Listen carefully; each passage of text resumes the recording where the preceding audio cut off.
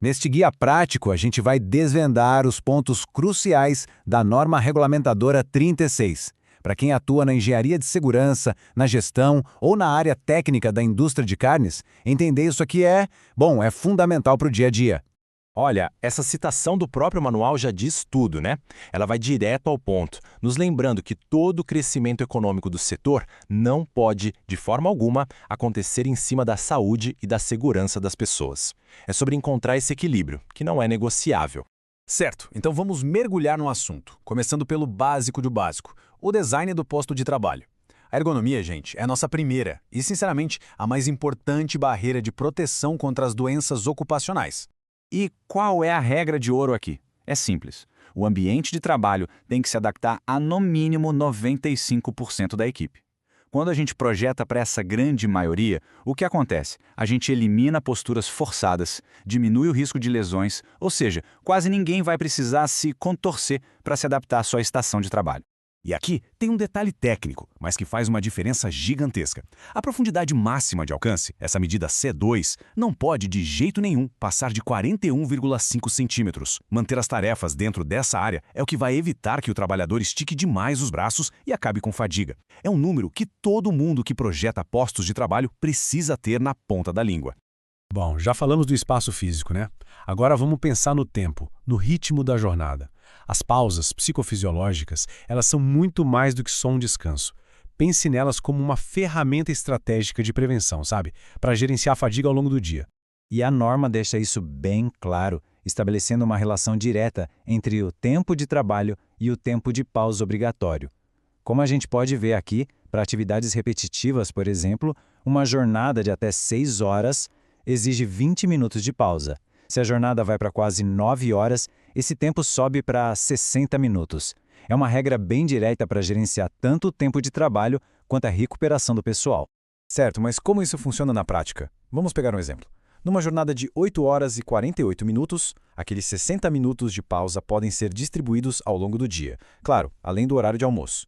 E aqui vem a regra de ouro. Essas pausas nunca devem acontecer na primeira ou na última hora do turno. Por quê?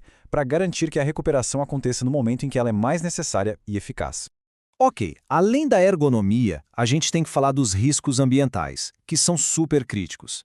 E vamos começar com um que é bem persistente em frigoríficos: o ruído ocupacional. Vamos ver quais são as estratégias para controlar isso. O que a norma exige aqui é uma mentalidade de engenharia em primeiro lugar. Ou seja, antes mesmo de se pensar em protetores auriculares, a prioridade absoluta é atacar o problema na fonte. É eliminar a máquina barulhenta, ou pelo menos reduzir o ruído que ela faz. O EPI, gente, ele é e sempre tem que ser o último item da lista, o último recurso. E essa tabela aqui deixa bem claro o porquê dessa hierarquia. Olha só o impacto real do uso de EPIs. Se o protetor auditivo for usado só metade do tempo, a redução de ruído é de meros 3 decibéis. Isso é quase nada, praticamente uma proteção nula. A eficácia de verdade só aparece quando o uso é contínuo, beirando os 99% do tempo. Isso mostra como depender só do EPI é uma aposta arriscada. Continuando nesse universo dos riscos ambientais, a gente sai do som e vai para o movimento. Segurança de máquinas é um tema complexo, não dá para negar. Existem camadas de proteção obrigatórias que a gente precisa entender muito bem. É impressionante, né? Uma única máquina pode ter dezenas de zonas de perigo diferentes. A gente está falando de pontos de corte, áreas de esmagamento, peças girando em alta velocidade. Cada um desses pontos é um risco em potencial que precisa ser, primeiro, mapeado e depois, claro, neutralizado.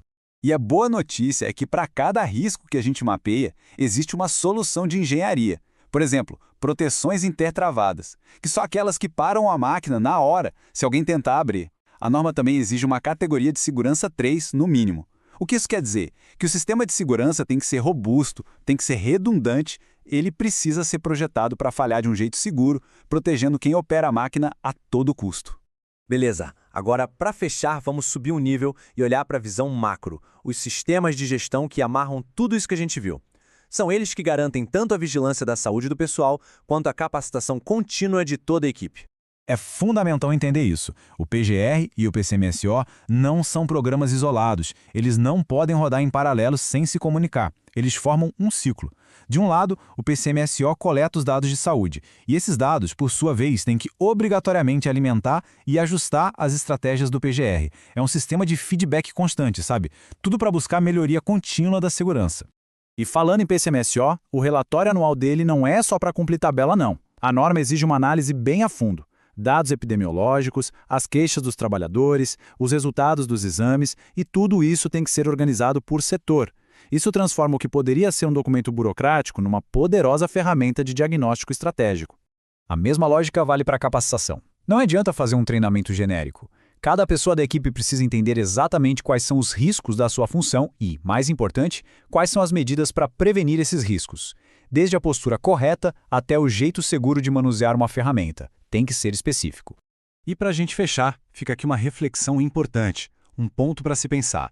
Os sistemas de gestão de saúde e segurança que estão em prática hoje, eles estão apenas cumprindo o que a lei manda ou estão de fato evoluindo, buscando uma cultura de excelência em prevenção e bem-estar? Porque, no final das contas, é esse o verdadeiro espírito da NR36.